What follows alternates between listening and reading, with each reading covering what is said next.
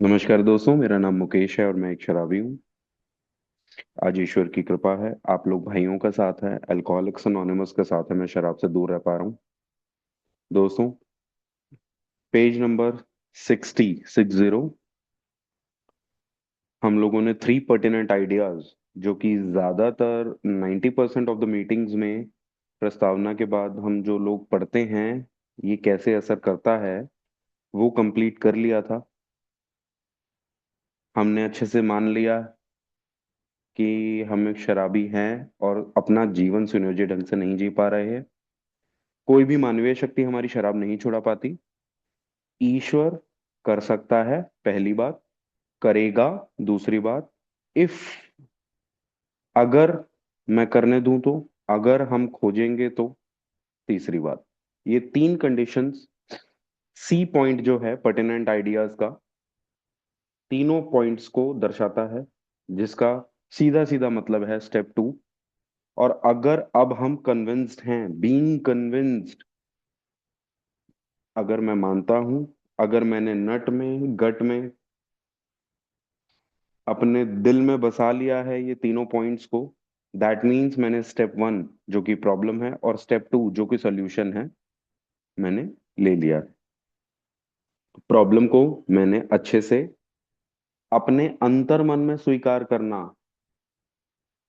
Conceded to my inner most self, मैंने स्वीकार कर लिया है अंतर मन में। सॉल्यूशन स्टेप टू, ईश्वर कर सकता है, ईश्वर करेगा। Restore to our right minds, restore to sanity. मेरे मानसिक स्वास्थ्य कौन सुधारेगा? ईश्वर। वो ही कर सकता है, वो ही करेगा, अगर मैं करने दूंगा तो, अगर मैं खोजूंगा तो। इस खोजबीन में पूरा प्रोग्राम टिका हुआ है दोस्तों।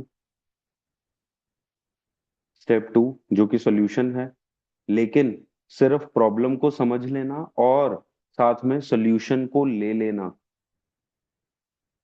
ही सब कुछ नहीं है। उस सॉल्यूशन को लेने के लिए मुझे कौन से रास्ते पर चलना है, मुझे कौन सी चीजों को अपने जीवन में उतारना है, कौन सी ऐसा मेथड है जो मुझे उस सॉल्यूशन तक पहुंचाएगा। तो दोस्तों, मेथड जो है वो आगे जरूर आएगा, लेकिन उस मेथड के लिए एक पहली टर्म्स एंड कंडीशंस कुछ हैं, जो कि मुझे मेरा स्टेप थ्री देता है। स्टेप थ्री वो डिसीजन है, स्टेप थ्री वो टर्म्स एंड कंडीशंस हैं जो अगर मैंने डिसीजन में अपने आप को अग्रीमेंट में ले आया, if my decision is affirmative, अगर मैं हाँ करता हूं, अगर मैं हाँ कि बस बिल्कुल ठीक है, ये डिसीजन मैं लेने को तैयार हूं, तो मैं उस मेथड पे चलने को तैयार होता हूं। उस मेथड को, उस प्रोसेस को, उस प्रोसीजर को अगर मुझे फॉलो करना है, तो मुझे एक डिसीजन पे yes, agreed, Roger that, copy that, ये करना पड़ेगा। उस डिसीजन पर मुझे एक एफर्मेटिव अपना एटीट्यूड लेके आना पड़ेगा। वो डिसीजन पे जब मैं अग्री होऊंगा, तब मैं उस मेथड के लिए तैयार हूं। और अब देखते हैं दोस्तों, वो तीसरा कदम जो कि मेरे से एफर्मेटिव एक्शन मांग रहा है, जो कि मेरे से अग्रीमेंट में आने की पूरी पूरी डिमांड कर रहा है, अगर मैं उसमें यस करूंगा, तब मैं आगे प्रोसीजर को फॉलो कर सकता हूं, वरना मैं प्रोसीजर फॉलो नहीं कर सकता। और ये इतना जरूरी कदम है, तीसरा कदम, कि अगर मैंने अग्री नहीं किया, तो इसका सीधा सीधा इफेक्ट, पूरा पूरा इफेक्ट इसका आगे आने वाले मेथड पर पड़ने वाला है। जो प्रोसीजर मुझे ये बिग बुक बताएगी, वो प्रोसीजर किस क्वालिटी से फॉलो होना है, कितने अच्छे तरीके से फॉलो होना है, वो डिसाइड करेगा ये तीसरा कदम। Being convinced, we were at step three, which is that we decided to turn our will and our life over to the God as we understood him, H capital, God का G capital. जहां जहां ईश्वर की बात होगी, जहां जहां मेरी higher power की बात होगी, उस ऑमनिसेंट भगवान की बात होगी, वहां वहां कैपिटल वर्ड्स यूज किए जाएंगे दोस्तों। तीसरा कदम मुझे कहता है कि हमने, सबसे पहले तो दोस्तों तीसरा कदम कहता है डिसाइड करने को, डिसीजन लेने का कदम है तीसरा कदम। किस चीज का डिसीजन लेना है जी? अपनी विल और अपनी लाइफ, मुझे अपनी दोनों चीजें, विल और लाइफ, भगवान जी को देनी है, अपनी समझ के ईश्वर को देनी है। लेकिन अब डिसीजन लेने का मतलब अपनी विल और लाइफ जो है वो भगवान जी की तरफ मोड़ दें हम, टर्न आवर विल। इसका मतलब क्या है? Just what do we mean by that, and just what do we do? दो सवाल मुख्य रूप से आ रहे हैं तीसरे कदम को लेकर के। सबसे पहला क्वेश्चन, इस बात का मतलब क्या है कि जी डिसीजन ले लिया है विल और लाइफ भगवान जी को देने का, टर्न ऑफ करने का? क्या मतलब है इस बात का? कि टर्न ओवर कर देंगे जी हम तो, मोड़ देंगे जी हम तो? दूसरा, चलो हमें मतलब समझ आ भी जाए तो मुझे करना क्या होगा? क्या करना है मुझे? The first requirement. अब इसका मतलब क्या है और मुझे करना क्या होगा, उससे पहले एक बहुत बढ़िया तरीके वाली रियलाइजेशन मुझे करनी है। और वो मोटे तौर पर भी और बारीकियों से तक भी मुझे वो रियलाइजेशन अपनी लेकर के जानी है, जो अब ये मुझे आगे आने वाले 2-3 पैराग्राफ्स में बताएगा। सबसे पहली रिक्वायरमेंट इन दोनों क्वेश्चन से पहले क्या है?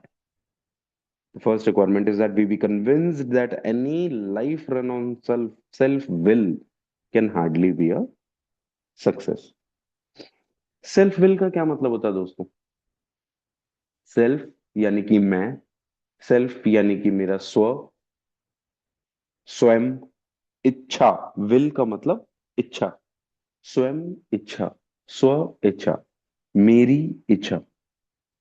कोई भी जीवन अगर मैं अपनी इच्छा के अनुसार जीऊंगा तो वो कामयाब, बहुत ही मुश्किल है कि वो कामयाबी ले पाए।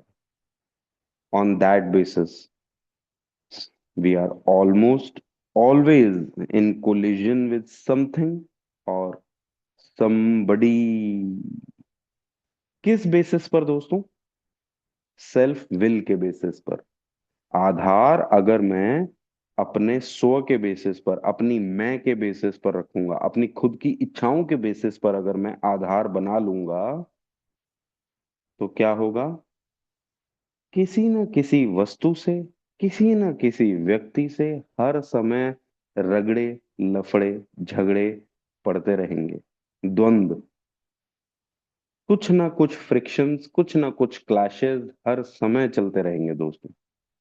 Even though are motives are good, मन में मेरे मैल नहीं है, मन साफ है मेरा, मोटिव्स, इंटेंशंस सबका अच्छा होता है, मेरा भी, मेरा तो उससे भी ज्यादा अच्छा होता है। लेकिन सेल्फ विल के बेसिस पर मैं हमेशा लड़ता झगड़ता रहूंगा, मन में मेरे कुछ नहीं है फिर भी। क्यों? Most people try to live by self propulsion. सबको स्टेयरिंग गाड़ी का अपने हाथ में चाहिए, गाड़ी तेरा भाई चलाएगा। क्यों?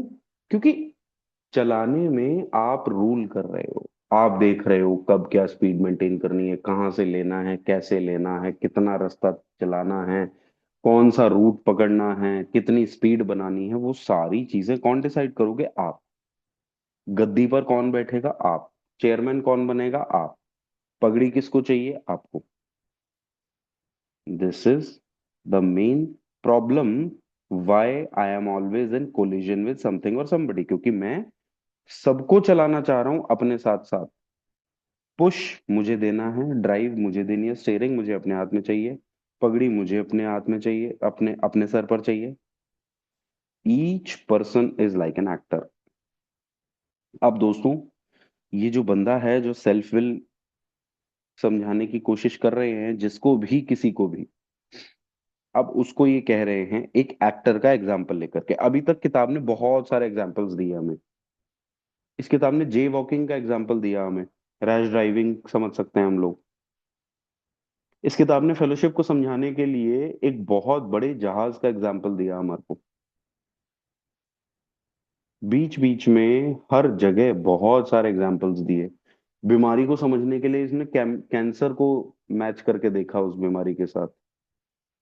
और ये भी देखा कि सोसाइटी में कैंसर के लिए या किसी और बीमारी के लिए बड़े आराम से आपको जो है अप्रूवल्स भी मिल जाते हैं, आपको अटेंशन भी मिलती है, शराबियत में नहीं मिलती। बहुत सी चीजों में एग्जाम्पल्स दिए बिल डब्ल्यू साहब ने। और अब ये बहुत ही बेहतरीन एग्जाम्पल लेकर आ रहे हैं जो है एक्टर का एग्जाम्पल। सेल्फ विल के बेसिस पर जो भी इंसान चलेगा, उसका यही एग्जाम्पल बेस्ट सूटेड है। कि वो एक्चुअली सेल्फ विल जो चला रहा है ना बंदा, कोई भी हो सकता है वो एक एक्टर की तरह है तो वो actor, but who wants to run the whole show. अब एक्टर का काम नहीं होता पूरे शो को चलाना। आप इमेजिन कीजिए एक प्ले, एक स्टेज शो जो होता है, हम लोग अपने बच्चों के स्कूल में जाकर के देखते हैं। हमने खुद भी अपने स्कूल में स्टेज प्लेज किए हैं, शोज किए हैं, देखे भी हैं अपने यार दोस्तों को। अब हम अपने बच्चों को देखते हैं वहां पर, जो है उनको एक्टिंग करने का मौका मिलता है, उनको सिंगिंग करने का मौका मिलता है, दे आर परफॉर्मेंस बेसिकली। लेकिन हमारा जो ये भाई है जो सेल्फ विल की बेसिस पर चल रहा है, सेल्फ प्रोपल्जन की बेसिस पर चल रहा है, वो एक ऐसा एक्टर है जो पूरा शो खुद चलाना चाह रहा है। पूरा शो एक्चुअली चलाना किसने होता है दोस्तों? पूरा शो अगर कंबाइंड होकर के बात करें तो उसका सूत्रधार जो होता है वो होता है डायरेक्टर। वो हर एक सूत्र को, एक हर एक मोती को वो एक एक ही धागे में पिरोते हैं। वो होते हैं डायरेक्टर। फोटोग्राफी को, लाइटिंग को, स्टेज पर होने वाली एसेसरीज को, सीनरीज को, और डायलॉग्स को, सॉन्ग्स को, लिरिक्स को, म्यूजिक डायरेक्शन को, इन सब का काम अलग अलग लोगों ने करना होता है। लेकिन इन सब को एक साथ लेकर के चलने की बात अगर होती है, जो कि पूरे शो को चलाने वाला बंदा माना जाता है, उसको कहा जाता है दोस्तों डायरेक्टर।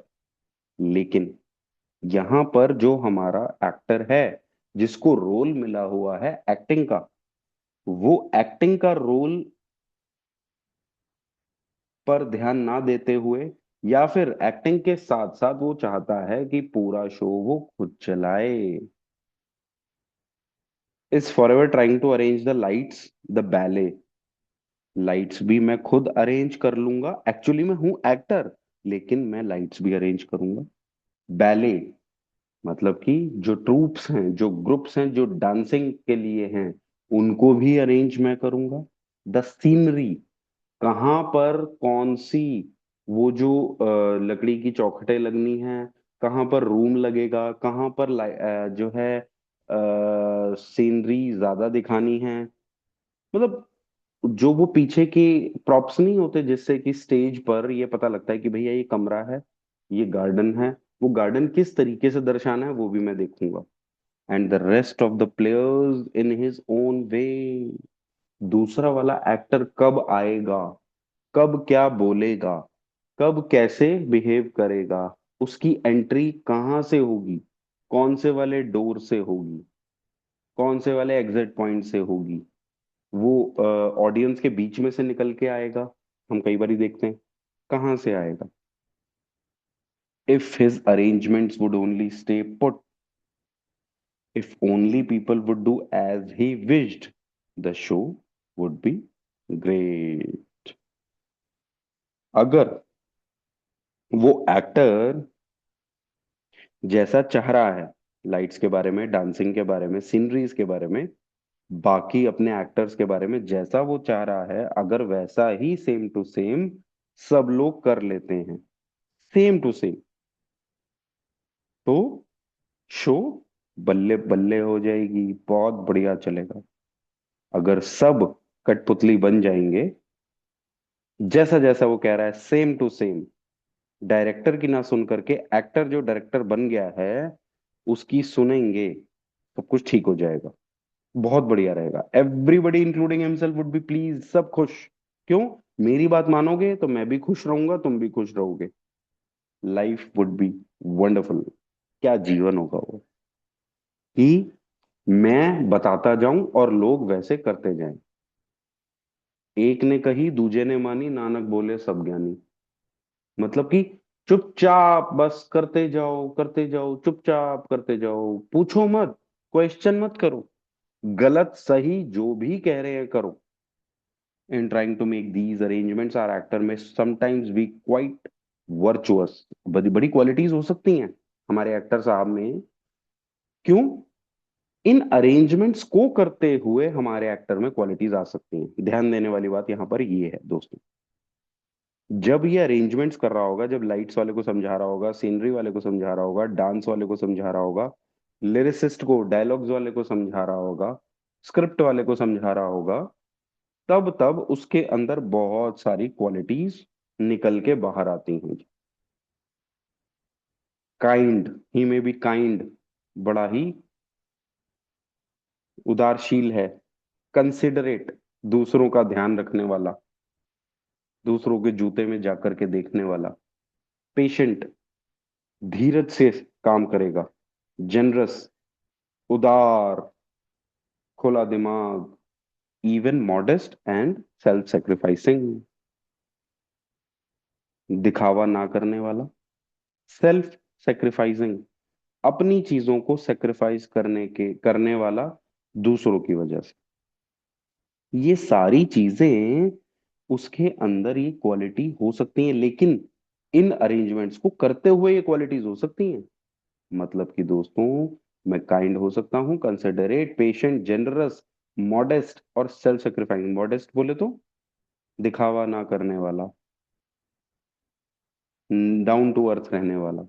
अपनी अपनी चीजों को सेक्रीफाइस कर दूंगा मैं। क्यों? क्योंकि मैं अपनी कुछ चीजों को सेक्रीफाइस करूंगा, क्योंकि बेसिकली मुझे कुछ हासिल करना है। वो क्या है? जो पहली लाइन में साफ साफ बता दिया, in trying to make this arrangement, in arrangements का लालच है मुझे। मेरी मोटिव्स और मेरी इंटेंशंस, मेरे इरादे, मेरे मंसूबे हैं कि भैया ये अरेंजमेंट्स करने हैं, बाय हुक और बाय क्रूक, जैसे तैसे इन लोगों को कन्विंस करना है। अब वो कन्विंस करने के लिए अपने अंदर मुझे उदारशील, भावनाशील, पेशेंट, जनरस सब लेके आना पड़ेगा मुझे अपने अंदर। On the other hand, he may be mean, egotistical, selfish and dishonest. लेकिन दोस्तों, जैसे ही मुझे दिखेगा कि अरेंजमेंट्स जो कि मेरे मोटिव्स हैं, जो कि मेरे इरादों में, मंसूबों में हैं, कि ये चीजें, ये अरेंजमेंट्स वैसे ही होनी चाहिए जैसा मैं चाहता हूं, लेकिन वो चीजें अगर वैसी नहीं हो रही होंगी, मेरा उल्लू अगर नहीं सीधा हो रहा, मेरा पर्पस अगर नहीं सॉल्व हो रहा, तो क्या होऊंगा मैं? मतलबी, घमंडी, स्वार्थी, बेईमान भी मैं ही हूँ। भाई, जहां मेरा काम नहीं बना वहां पे मैं असली वाला अंदर से निकाल के लाऊंगा ना अपना। वो अपने आप निकाल के क्या लाऊंगा? मेरा अपने आप निकलेगा दोस्तों। तो अंदर से मैं मीन, इगोटिस्टिकल, सेल्फिश, डिसऑनेस्ट हूं, ये मेरी क्वालिटीज अंदर पड़ी हुई हैं। लेकिन मुझे लालच है, मुझे अपना काम निकलवाना है आपसे, तो क्या होगा? Kind, considerate, patient, generous, modest, self sacrificing हो जाऊंगा मैं। बाहर से मैं ये सब चीजें हूँ, एक्चुअली मैं अंदर से ये हूँ। आप मेरी कोई नब्ज पकड़ के देखो, जो मैं चाहता हूं वो ना करके देखो, तो ये सब चीजें मेरे अंदर से निकल के आएंगी ही। वो एक्टर क्या करना चाह रहा है, वो एक्टर का कोई विजन बन गया है, मैं कह रहा हूँ वो गलत नहीं होगा। उसने कुछ देखा, उसने कुछ भाला समझा, और उस हिसाब से अब वो सबको चलाना चाह रहा है। लेकिन दोस्तों, वो जो लोग हैं वो एक्टर की मानेंगे या डायरेक्टर की मानेंगे? एक एक्टर जो डायरेक्टर में अपने आप कन्वर्ट हो चुका है, हालांकि उस स्टेज का डायरेक्टर है, उस प्ले का डायरेक्टर है, कोई ना कोई, हर चीज का अलग अलग डायरेक्टर है। Director of photography, director of choreography, director of music, director of lyrics, script writer, हर एक चीज का अलग अलग डायरेक्टर है, और उन सब के ऊपर एक कॉमन डायरेक्टर है जो पूरी फिल्म बना रहा है, जो रनिंग द होल शो की पूरी जिम्मेदारी उसको मिली हुई है। ये मेरी फिल्म है, वो ठोक बजा के बोल सकता है, मैंने देखना है, मैंने चलाना है, उसको काम मिला हुआ है वो वाला। तो लोग उसकी सुनेंगे, या फिर इस एक्टर टर्न डायरेक्टर जो कि खुद से ही बन गया है।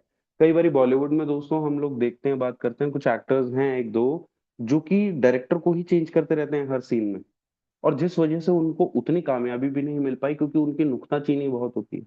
अरे भैया, काम तेरा एक्टर का है, तो डायरेक्टर मत बन। Every person is an actor in my case, actor wants to be director. मेरे केस में जो सेल्फ विल के बेसिस पर हम लोग अपना जीवन जीने की कोशिश करते हैं, उस सेल्फ विल के आधार पर हम हर एक से द्वंद में रहते हैं।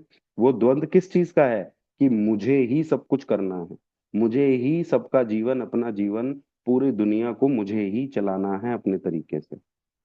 एक्टर का काम होता है कि डायरेक्टर उसको डायरेक्शंस दे और एक्टर उस हिसाब से एक्टिंग करे।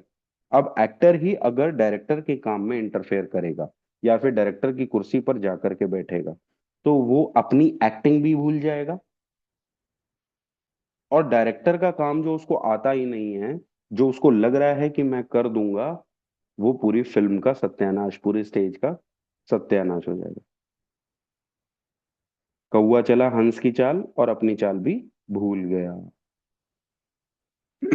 But as with most humans, he is more likely to have very traits, बहुत सारे ट्रेट्स हैं, बहुत सारे वर्च्यूज हैं उसके अंदर, बहुत सारे डिफेक्ट्स भी हैं उसके अंदर।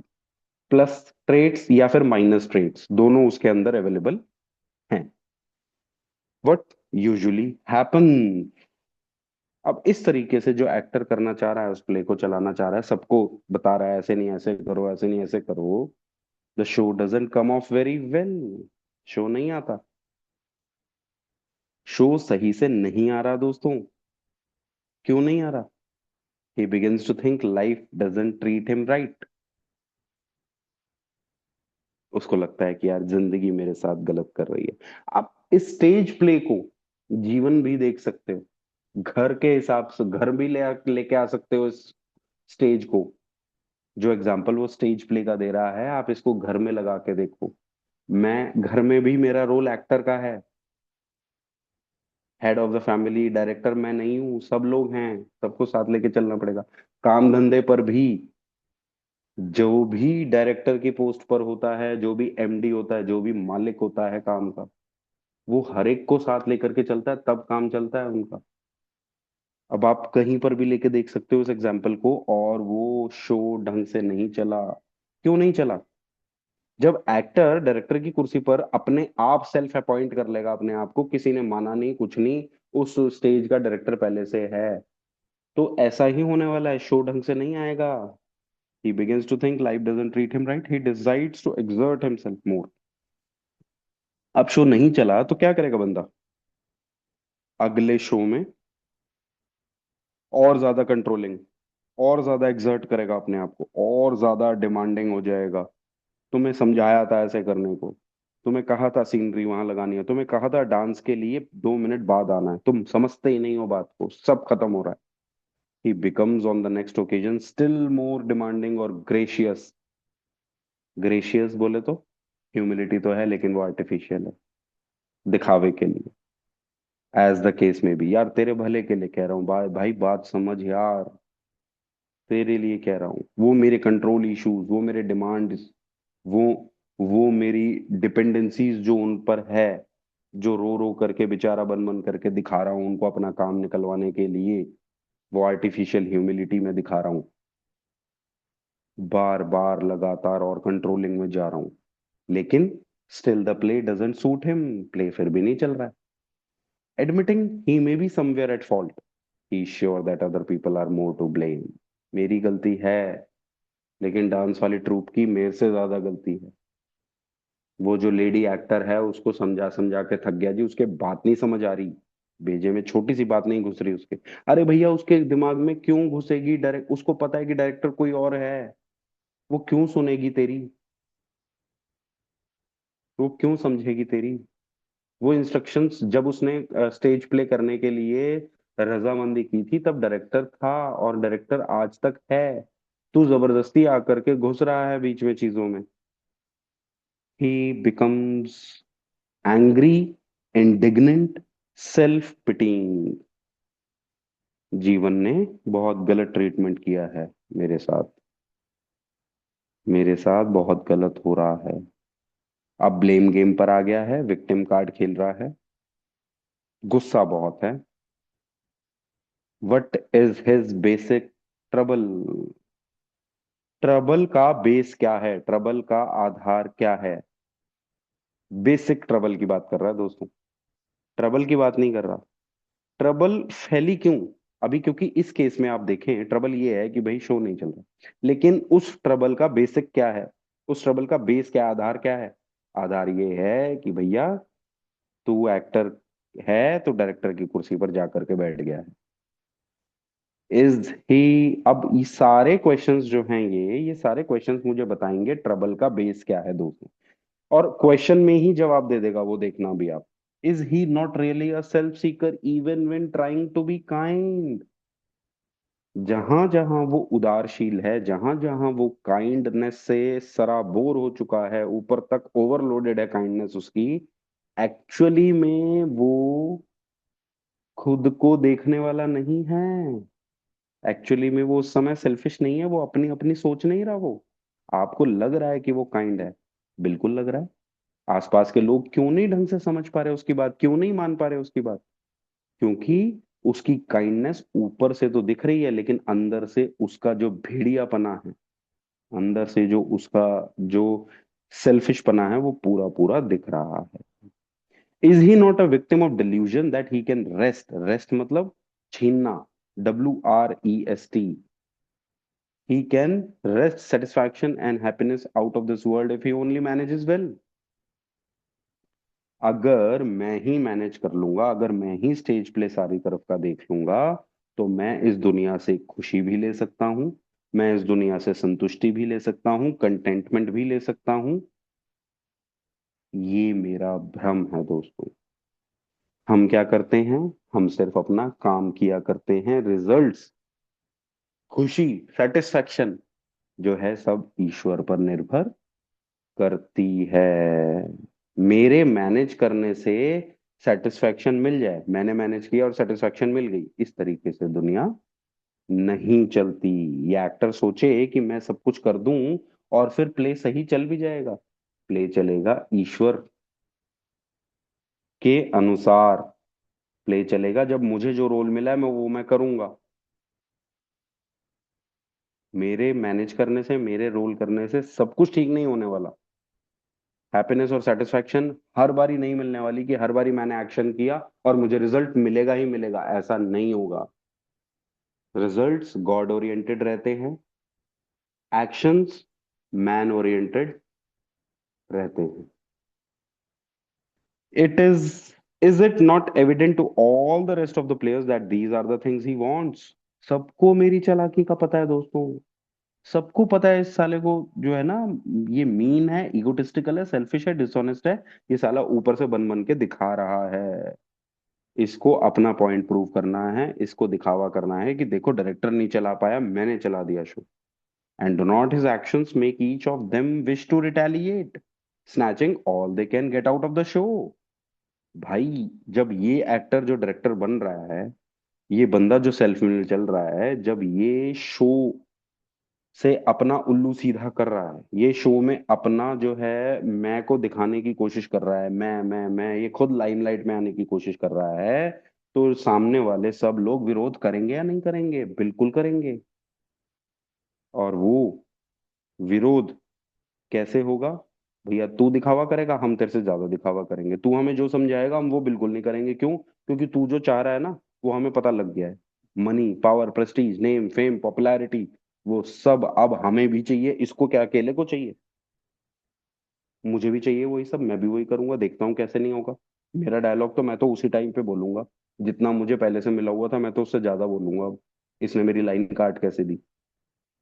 Is he not even in his best moments a producer of confusion rather than harmony? देखो दोस्तों, डायरेक्टर ऑफ फोटोग्राफी कह रहा है कि भैया जब आप स्टेज पर आओ तो आपको यहाँ मार्किंग मार्किंग भी लगी होती है उन सब लोगों की ना। लेकिन अब ये एक्टर ने, भैया तेरी प्लेसिंग वहां है यहाँ नहीं है, अब वो कंफ्यूजन पैदा होगी कि यार डायरेक्टर वो बोल रहा है, फोटोग्राफी वाले ने भी यही बोला था, अब ये आकर के नया आ गया है, ये अपने नए नए सिस्टम बिठा रहा है, तो वो तालमेल तो खत्म हो जाएगा। और जीवन में बगैर तालमेल के कुछ भी नहीं चल पाएगा दोस्तों। सम ऑफ द बेस्ट परफॉर्मेंसेस दोस्तों, बहुत बेस्ट टेस्ट एक्टर्स का आप नाम लीजिए। फॉर एग्जाम्पल अमिताभ बच्चन, इन लोगों की सबसे उम्दा परफॉर्मेंसेस कहाँ से आई? इनको नहीं पता था वो जो हाय करते हैं ना, बच्चन साहब खुश तो बहुत होगे तुम, ये सारी चीजें किस तरीके से करनी है, ये एक्टर के अंदर लाने वाला एक्टर खुद नहीं होता, डायरेक्टर होता है। डायरेक्टर को पता होता है इस एक्टर से बेस्ट कैसे निकलवाना है। वो विश्वास रखता है कि नहीं तेरे को ही लूंगा मैं इस मूवी में, ऐसे ही करूंगा। एक्टर कह रहा होता है नहीं जी मैं फिट नहीं बैठूंगा, नहीं नहीं तू ऐसे करेगा, तू मैं करवाऊंगा। अगर उस समय वो एक्टर इंटरफेरेंस करे डायरेक्टर के साथ, तो वो परफॉर्मेंस में छेड़छाड़ हो जाएगी, और वो परफॉर्मेंस कभी भी बेस्ट नहीं हो पाएगी। हम लोग, सब लोग जो सेल्फ विल सेल्फ प्रपोजल के साथ जीना चाह रहे हैं, वो हर डायरेक्टर के साथ हम पंगा लेते हैं। अब यहाँ पर ये स्टेज का एग्जाम्पल दिया, प्ले का एग्जाम्पल दिया इन्होंने, अगले पैराग्राफ में ये हर एक बंदे का एग्जाम्पल देंगे। जैसे कि हमारा एक्टर जो है, our actor is self centred ego centric.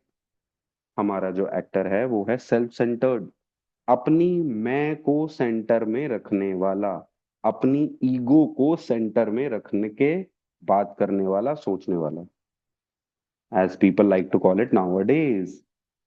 अब अलग अलग एग्जाम्पल देगा दोस्तों, पहला एक्टर का अच्छे से इसने क्लियर कर दिया हमें एक एग्जाम्पल दे करके। अब उसी एक्टर को, उसी सेल्फ सेंटर्ड पर्सन को जो सेल्फ विल पर जीवन चलाना चाह रहा है और वो हर एक से द्वंद में रहता है, हर एक से लफड़े झगड़े रगड़े में रहता है जो बंदा, वो और किस किस की तरह है? He is like the retired businessman who lols in the Florida sunshine in the winter complaining of the sad state of the nation. एक ऐसा बिजनेसमैन दोस्तों, बिजनेसमैन है, रिटायर्ड हो चुका है, आराम से धूप में बैठा अखबार पढ़ रहा है और कह रहा है ये तो मोदी ने सब खत्म कर दिया जी, ये तो गांधी परिवार ने बेकार कर दिया जी सब कुछ। कोई कुछ कह रहा है, कोई कुछ कह रहा है, हमारा कोई मत नहीं है, चाहे मोदी हो, चाहे गांधी हो, चाहे केसरी हो, लाल हो, हरा हो, कुछ भी हो, हमें मतलब नहीं है दोस्तों। वो बिजनेसमैन जो भी पार्टी वहां पर आ रही है, जहां भी वो बैठा है, उनको वो गालियां दे रहा है, sad state of the nation. और जब वो खुद बिजनेसमैन था, कोई बिजनेस हुआ है सीधे तरीके से? जब जीएसटी की चोरी हो, कम बढ़ती करना हो, कोई माल सस्ता लेना हो, तब हर चीज पे मैंने अपने प्रॉफिट को आगे रखा, तब मैंने वो sad state of the nation तो नहीं देखी थी जब मैं बिजनेसमैन था। आज मैं रिटायर हो गया हूं तो धूप सेकते हुए बड़ा आसान सा लग रहा है ना ये सब बोलना, क्योंकि मैं नहीं करने वाला, दुनिया करे। The minister who sizes over the sins of the 20th century, पंडित, पादरी, मौलवी, जो भी हैं मिनिस्टर, वो क्या कह रहे हैं कि भैया लोग कितना गलत कर रहे हैं, कलयुग आ गया है, घोर समस्या है जी, लोग नहीं समझ रहे। और ये लोग कौन कौन कह रहा है ये? वो मिनिस्टर, वो पंडित, वो पादरी, वो मौलवी, वो कह रहा है जो कि प्रवचन देने के लिए लाखों रुपया लेता है और अपने बंदे से बात करता है कि पेमेंट आई नहीं आई, नहीं तो मैं निकल रहा हूं फिर यहाँ से, हो कुछ काम पड़ गया जी। मतलब लोगों के पापों को, लोगों के लालच को तो दर्शा रहा हूं, खुद लालची हूं कितना वो नहीं देख रहा है वो। Politicians and reformers who are sure all would be utopia if the rest of the world would only behave. अब पॉलिटिशियन जो है वो ये कह रहा है कि भैया मैं तो हूं चलो एमएलए एमपी यहाँ का, लेकिन आप लोग सही से बिहेव नहीं कर रहे। दिल्ली का हाल तो आपने खराब कर रखा है। तो मैं एमएलए एमपी हो भी जाऊंगा तो भी क्या कर लूंगा। आप सही से बिहेव करोगे तो भैया ये शहर जन्नत बन सकता है। यूटोपिया एक शहर है, इमेजिनरी शहर। थॉमस मूर ने अपनी एक कहानी में डाला था इस शहर को। The outlaw safe cracker who thinks society has wronged him. एक ऐसा चोर, तिजोरी तोड़ने वाला, जो क्या कह रहा है कि भैया मेरे साथ सोसाइटी ने गलत किया, आपने मुझे नौकरियां नहीं दी, आपने मुझे हेल्प नहीं करी, इस दुनिया ने मेरे साथ गलत किया, तो अब मैं ये सब कर रहा हूँ, जस्टिफाइड है, मैं तो तोड़ सकता हूँ ताले। And the alcoholic who has lost all and is locked up. Jail में बंद है, रिहैब में बंद है, सब कुछ खो चुका है, वो शराबी। क्यों? क्योंकि ये सारे ही लोग चाहते हैं कि रेस्ट ऑफ द वर्ल्ड, पूरी दुनिया इनके हिसाब से चले। ये चले या ना चले, ये क्या एक्शंस करें, ये क्या करें, उस चीज का नहीं पता, लेकिन पूरी दुनिया क्या करेगी वो इनको अच्छे से पता है। वो ये चाहते हैं कि ऐसे ही हो। Whatever our protestations, are not most of us concerned with ourselves, our resentments, or our self pity? जितनी भी हमारी समस्याएं हैं लोगों के साथ, परिस्थितियों के साथ, वो सारी समस्याएं क्या मेरी मैं पर आधारित नहीं है दोस्तों। Ourselves, myself, ourselves, मेरी मैं मेरे स्व पर आधारित है, मेरी खुंदकों पर आधारित है, और मेरी विक्टिमाइजेशन, मेरे विक्टिम कार्ड, मेरी ब्लेम गेम जो सेल्फ पिटी के रूप में आती है, उन सब पर आधारित। मैं कुछ ना करूं, वो सब करें, मेरे साथ ये गलत हो रहा है, मेरे साथ वो गलत हो रहा है, लेकिन दोस्तों रिकवरी और ब्लेम गेम साथ नहीं चलते। रिकवरी और विक्टिम कार्ड कभी भी साथ नहीं चलता। Selfishness, self centredness, that we think is the root of our troubles. अगर कुछ लाइंस, जैसे मैं पहले भी आपको बोलता हूं कि गोल्डन में लिखने चाहिए, अब ये वो वाला पैराग्राफ आ रहा है दोस्तों। Root of the troubles is not शराब। ट्रबल का बेसिस, ट्रबल का फाउंडेशन, ट्रबल की जो जड़ें हैं, वो जड़ें शराब नहीं है। वो जड़ें दोस्तों हैं सेल्फिशनेस और सेल्फ सेंटर्डनेस। मेरे जीवन की जड़ें इन दोनों चीजों से बनी हैं। Our actor is self centred, ego centric. Self centredness, selfishness या ईगो सेंट्रिकनेस, ये मेरी मेन समस्याओं की मूल जड़ है। Driven by 100 forms of fear, self-delusion, self-seeking, and self-pity, we step on the toes of our fellows and they retaliate। दोस्तों, selfishness की वजह से क्या होता है? 100 तरीके के डर आते हैं। सेल्फ सेंटर्डनेस, सेल्फिशनेस की वजह से क्या होता है? मैं एक भ्रम में रहता हूं। सेल्फ डेल्यूजन, अलग अलग तरीके के डर भी रहते हैं, अलग अलग तरीके के भ्रम भी रहते हैं। सेल्फ सीकिंग, जब मैं सेल्फिश होऊंगा तो मैं अपनी ही सोचूंगा। जब मैं अपनी ईगो को सेंटर में रखूंगा तो मैं अपनी ही सोचूंगा, फिर मैं और किसी की नहीं सोचूंगा। एंड सेल्फ पिटी, हर चीज दोस्तों रिलेटेड है मेरे सेल्फ से, क्योंकि मैं self selfish, self centredness, ego centric, self centred, हर चीज इसी सेल्फिशनेस की जड़ों से अगर निकलेगी तो वो सेल्फ की ही बीमारियां देगी। Self centred fear, self delusion भ्रम, सेल्फ सीकिंग, सिर्फ अपने आप को ही देखना, लोग अच्छी बातें करें मेरे लिए। Pride, self pity. Main troubles ये सारी हैं कि मैं चलता किससे हूं, सेल्फिशनेस से। सेल्फिशनेस से होता क्या है, सेल्फ सेंटर्ड फियर्स आते हैं, अलग अलग तरीके के भ्रम आते हैं, अलग अलग तरीके की, मैं अपने आप को देखता हूँ, सेल्फ सीकिंग में जाता हूँ, मैं विक्टिम कार्ड खेलता हूँ, मैं ब्लेम गेम खेलता हूँ, जिस वजह से सेल्फ पिटी में जाता हूँ। और करता क्या हूँ, we step on the toes of our fellows and they retaliate. मेरे अंदर जो सेल्फिशनेस चल रही है, 100 तरीके की अलग अलग से घूम रही है, उससे मैं लोगों पर चढ़ बैठता हूं और वो उसका प्रतिकार करते हैं, वो उसका विरोध करते हैं दोस्तों। Sometimes they hurt us. बहुत बारी वो मुझे जो है ठेस पहुंचाते हैं, क्योंकि मैं जो चाहता हूं वो करते नहीं वो। भाई मैं अपने बारे में सोच रहा हूँ और वो कर नहीं रहे, seemingly without provocation. But we invariably find that at some time in the past we have made decisions based on self, which later placed us in a position to be hurt. उन्होंने मुझे hurt किया। Provocation कई बारी नहीं होती है, लेकिन कई बारी देखा गया है दोस्तों कि अभी कुछ नहीं किया मैंने उनके साथ, और वो फिर भी मुझे जो है हर्ट कर रहे हैं, वो फिर भी मुझे नुकसान दे रहे हैं, मुझे परेशान कर रहे हैं। लेकिन दोस्तों, 10 साल, 5 साल, 2 साल पहले मैंने कुछ ऐसे डिसीजंस लिए थे, सेल्फिशनेस में, सेल्फ सेंटर्डनेस में आकर के। वो डिसीजंस जो हैं, आज 2 साल बाद, 5 साल बाद, उनको वो लोग मुझे हर्ट कर रहे हैं। आज जिस पोजीशन में मैं आया हूं कि वो मुझे नुकसान पहुंचा रहे हैं, पहले मैंने कुछ ऐसा गलत किया है, बस मुझे अभी याद नहीं आ रहा।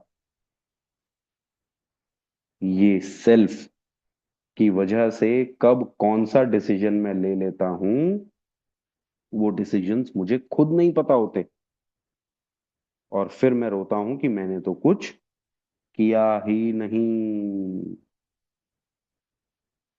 मैंने सब कुछ गल ठीक किया इसके साथ, और ये आज मेरे साथ गलत करे। अरे कुछ पहले, सालों पहले कुछ ऐसा मैंने किया उसके साथ, जिस वजह से आज वो मेरे साथ ऐसा कर रहा है। मैं अपना पार्ट देखता ही नहीं हूँ और बड़ी जल्दी रिजेंटफुल हो जाता हूँ और कहता हूँ सारा गलत मेरे साथ ही होता है। So our troubles, we think, are basically of our own making.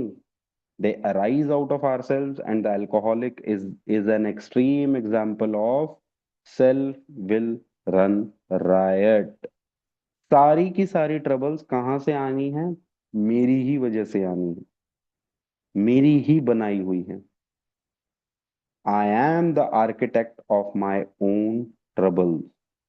I am the maker of my own trouble.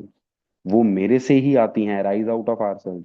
और एल्कोहलिक से बड़ा कोई ऐसा एग्जाम्पल हो नहीं सकता, जो एक्टर डायरेक्टर बनना चाहता है, जो सेल्फिशनेस और सेल्फ सेंटर्डनेस से भरा हुआ है, और उस सेल्फ विल के चलते वो अपने जीवन में दंगे फसाद खुद फैलाता है।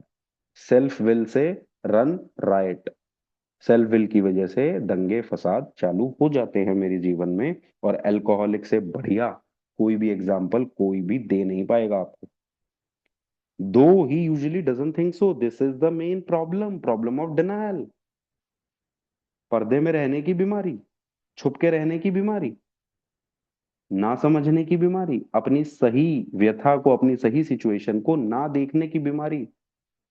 सब कुछ दिख रहा है फिर भी मैं चाह रहा हूं ना देखूं। above everything, we alcoholics must be rid of this selfishness। हमें ये सेल्फिशनेस से दूर होना ही होगा। वी मस्ट, और इट किल्स अस। भाई करना ही पड़ेगा, कोई अदर वे है ही नहीं, वरना मारा जाऊंगा। और ये सेल्फिशनेस से निकलना कैसे है, I can't make it possible, but God makes it possible. And there often seems no way of entirely getting rid of self without his aid, H capital. दोस्तों, पर्टिनेंट आइडियाज का सी पॉइंट, ईश्वर कर सकता है, ईश्वर ही करेगा अगर मैं करने दूं तो। वी एग्नोस्टिक्स का पेज नंबर 45। ये किताब का मेन उद्देश्य है आपको आपकी हायर पावर से मिलवाना। वो हायर पावर प्रॉब्लम सॉल्व करेगी क्योंकि आप नहीं कर सकते हो, आपके अंदर दम नहीं है, आपके अंदर शक्ति नहीं है, शक्ति की कमी हमारी दुविधा है। तो भैया आप अगर ये सोचते हो कि आप उसकी हेल्प के बगैर कर लोगे तो प्लीज आप लोग गलत हो। यहाँ किताब कह रही है कोई तरीका नहीं है कि अपनी सेल्फिशनेस से मैं बाहर निकल जाऊं बिना ईश्वर की मदद के।